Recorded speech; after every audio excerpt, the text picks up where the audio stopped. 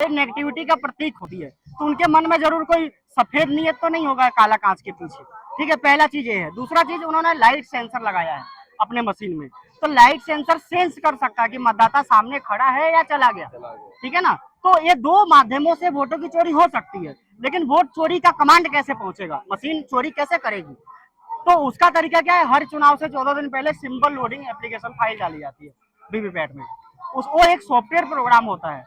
तो अगर जो प्रोग्रामर प्रोग्राम लिखते हैं, अगर उन लोगों ने वो प्रोग्राम ऐसा लिखा कि भाई मान लो सेब है, केला है, तरबूज है, तो सेब को जिताने का प्रोग्राम उन्होंने लिख दिया तो सेब जीत जाएगा। केले का और तरबूज का, जैसे मान लो 4 लोग लगातार केले को वोट देने गए, तो पहली नई पर्ची छापा उसने, ठीक है ना, और उसने लाइट बंद दिखाया, लाइट चालू करके, और लाइट बंद कर देगा, अंधेरा हो जाएगा, मतदाता चला जाएगा, और फिर वही पर्चियां लगातार लाइट चालू करके दिखा देगा। आपको कहने का तात्पर्य है उसी बीच ये खेल खेला जा रहा है हाँ। वोट चोरी का।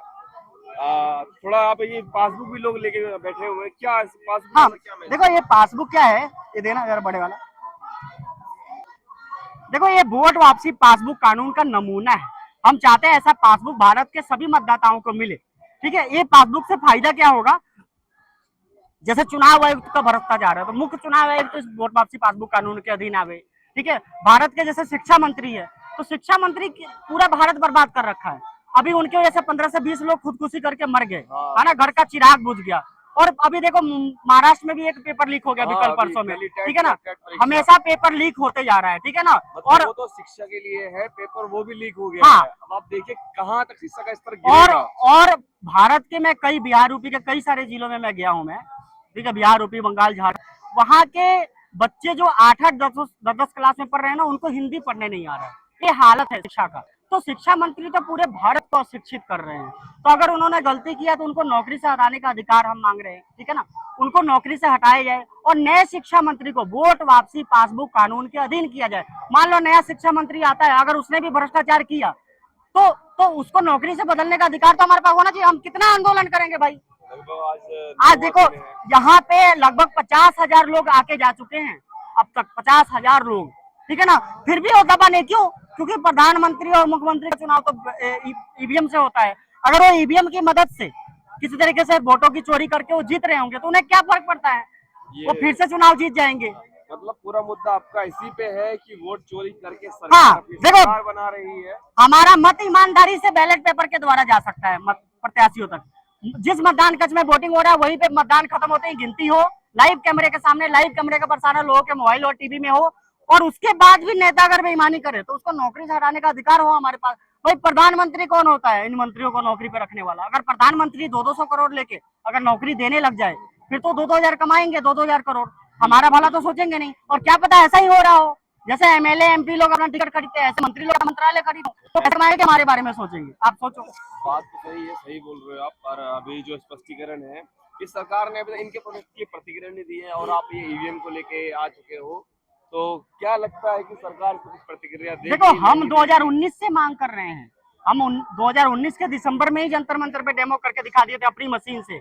आप उस क्यूआर कोड को स्कैन करोगे, इस क्यूआर कोड को, तो इस क्यूआर कोड पे आपको वीडियो मिलेगी जो हम अपने मशीन से डेमो देके दिखाएं किस तरीके से वोटों की हेराफेरी हो सकती है काले कांच की मदद से।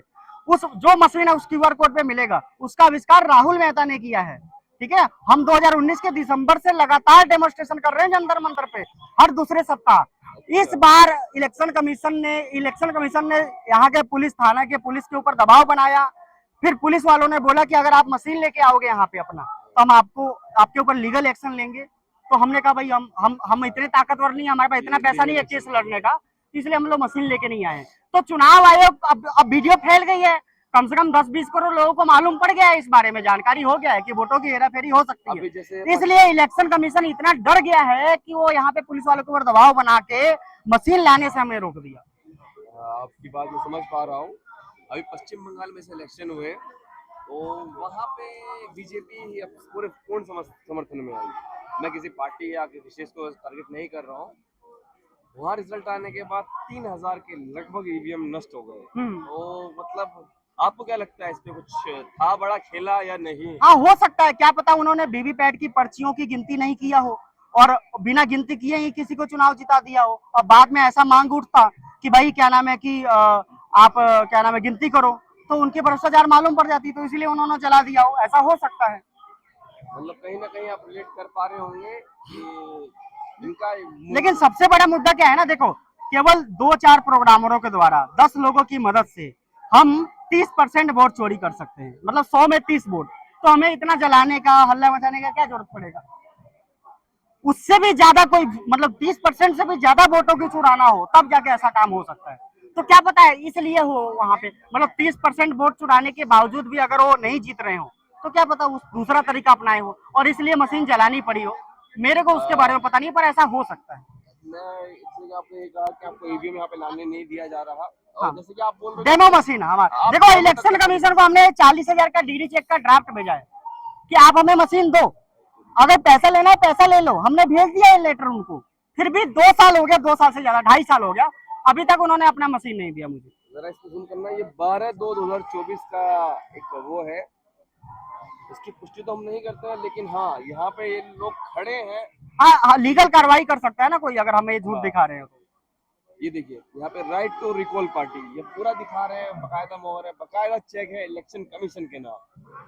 मतलब ये ये कह रहे हैं लेटर भेजा हुआ है इलेक्शन कमीशन को, लेकिन अभी तक मशीन नहीं दिया उन्होंने। मतलब ये पूरी तरह